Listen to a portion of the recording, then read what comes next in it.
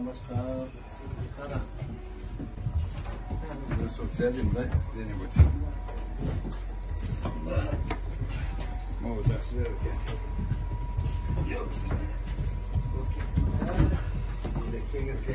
Ассаламу алейкум. Ыйман Нуру Кадырбеков. Урматтуу өкмөттүн президенттин өкүлү. Менин маселем Белес автобусу боюнча.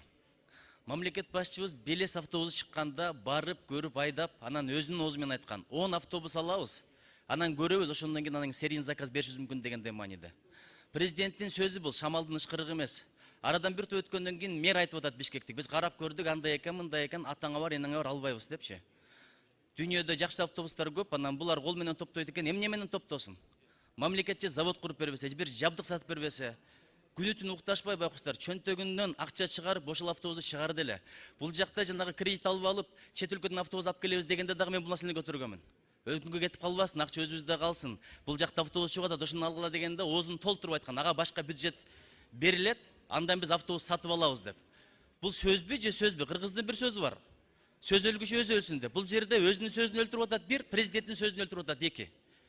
Мамлекет жардам бербесе өндүрүш кантип өсөт? Биз жакында эле бир сыймыктанып басып калдык эле, өзүбүздөн автобус чыкты, кыргыздар дагы жөнөкөй эле эмес экен деп.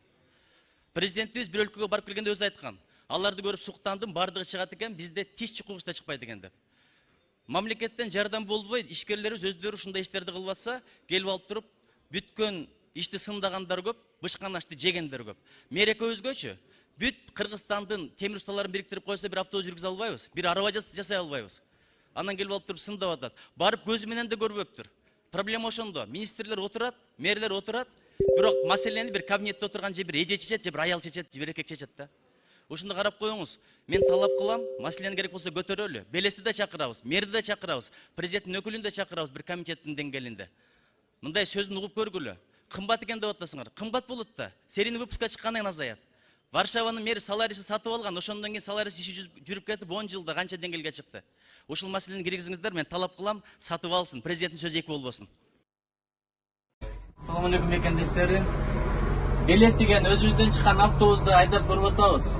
Өткөндө мамлекет башчыбыз келип айдап кеткен, бизге да жолдашып берди. Бүгүн атайын келип айдап көрдүк. Ушул биздин жигиттердин мээнетине, аракетине аябай ыраазы болдук. Канча жылы кетиптир, мээнети кетиптир, эртең менен кетип, кечинде үйлөрүнө барып, бала чакасын өскөндө эле көрбөй калыптыр ушул автобус чыксын деп.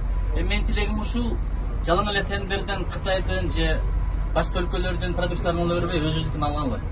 Өзүбүздү өзү колдобосок ким колдойт? Ушуну бир түшүнөлү да. Анан экинчиден мен биздин өкмөт мен ишенем, экономикалык дипломатияны күчөтүп, тыштан чоң клиенттерди таап берет деп ишенем. Ошон үчүн кубангыла кыргызым, келечегибиз кең. Ушундай жигиттерибиз бар, ушундай менеджер командабыз бар. Кудай буйрса баардыгы жакшы болот. Бар болуңуздар. Салам алейкум. Кыргызстан күчтүү өлкө, келечектүү өлкө. Анткени биздин эң чоң потенциалыбыз бул адамдар. Эгерде ошолорго туура инвестиция кылсак, жардамдарды берсек, биз баардык технологияны өнүктүрөбүз. Бул керек болсо дүйнөлүк деңгээлдеги компаниялардын сертификациясын алган атактуу компания болууда биздин жигиттерибиз. Кара Балтадабыз, бар болуңуздар.